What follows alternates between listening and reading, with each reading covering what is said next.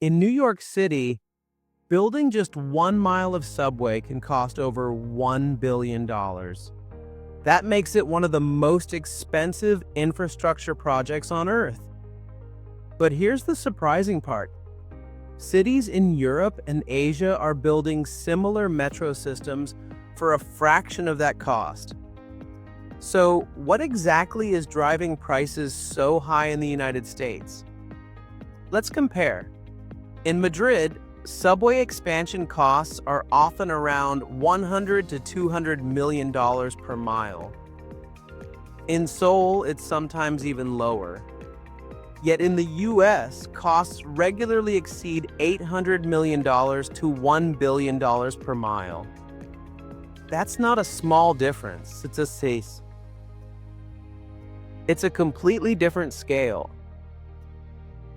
A major reason lies before construction even begins. US projects go through years of environmental impact studies, public consultations, and legal reviews. Each step is designed to ensure safety and transparency, but it also adds time, uncertainty, and cost. And when timelines stretch, budgets grow. Part 3. Fragmented management. Unlike many countries with centralized infrastructure agencies, U.S. projects are managed by multiple overlapping authorities: city governments, state agencies, transit bodies, and federal regulators. This fragmentation slows decision-making and increases administrative overhead. Labor is another major factor. U.S. construction often involves strict union rules, multiple specialized crews, and limited flexibility in how work is assigned. In some cases, projects employ significantly more workers than comparable international builds. At the same time, contractors face less competitive pressure, which can drive prices higher. Then there's design. U.S. subway stations are often built deeper, larger, and more customized than those in other countries.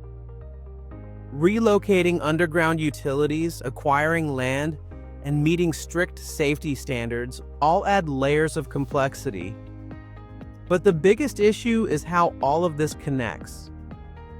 Delays increase costs, and rising costs create even more delays.